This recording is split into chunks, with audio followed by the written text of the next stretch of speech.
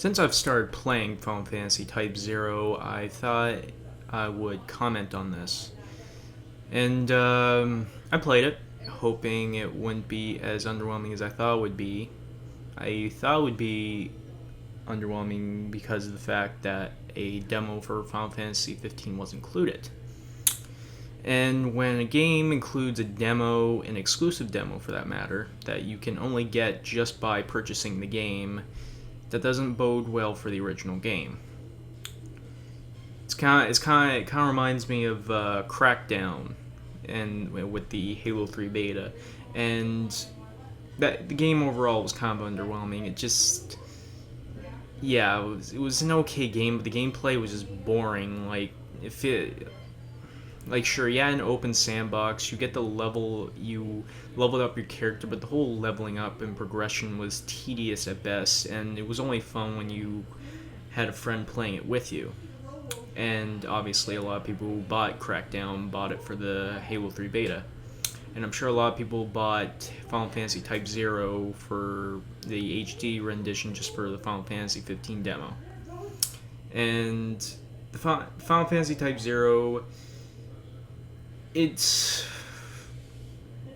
didn't impress me, much like how Final Fantasy 13 didn't impress me when it first came out. I've always wanted to get into the series, and I'm still not really impressed. It's just the characters, the designs, the voice acting. Come on, we can do better than this. It's not as bad as old anime dubs in the past, but dubs have been better. They have gotten better, sure. Dubs tend to repeat voice actors, and if you watch a lot of animes, you'll hear a lot of familiar voices, but they're still good overall. This isn't. And same goes for the characters. I don't care what's going on. Like with any anime, it's just convoluted bullshit. Kind of like Metal Gear Solid, but the only difference was Metal Gear Solid was fun and entertaining convoluted bullshit. At least I could just laugh at the dialogue and enjoy it. It's a fun joyride.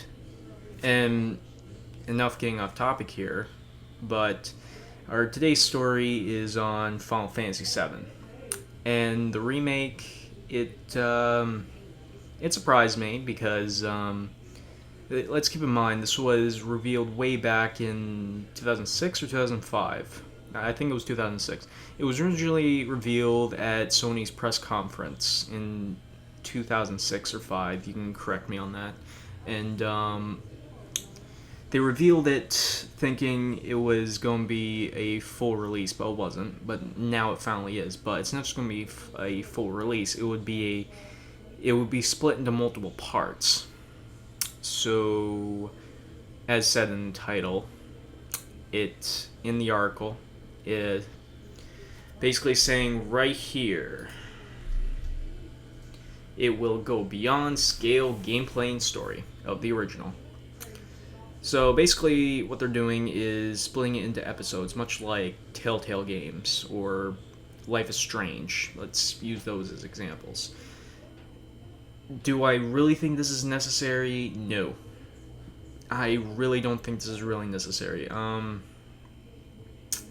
I feel like the whole episodic thing, I think it only works for I think it only really works for games that have little to no gameplay and good for story centered experiences. Final Fantasy isn't a story centered experience. There's actual gameplay. And to be truly honest, I don't think the story will be as good as the likes of Walking Dead or The Wolf Among Us. So I don't really see much reason in splitting it into a multi-part series. And you may correct me on that. I'm sure some hardcore Final Fantasy fans have played the older Final Fantasy games, and some may say play the older games, but I will at one point, and maybe it will win me over, but it still hasn't. And same goes with the gameplay you see here with Final Fantasy 15. I do like how you aren't limited to a strategic battle system like the previous games. I'm sure that's what a lot of gamers don't like. I'm sure some do like the battle system, some didn't, and that's probably why a lot of people didn't get into Final Fantasy. And now I think it's because of this new system, a lot of new players can get into Final Fantasy, but the gameplay is different, and I would much prefer. It's similar to Kingdom Hearts. I haven't played it, but I've seen gameplay footage of it, and overall, it still has many of the same elements. I don't like. It's just much like it's with the introduction of the game. You have your same character archetypes, and there's Cloud. Like with Final Fantasy VII, it's just like with this overall span of of this series, I feel like it's been repeating character archetypes. Sure, it changes settings, but the character archetypes stay the same.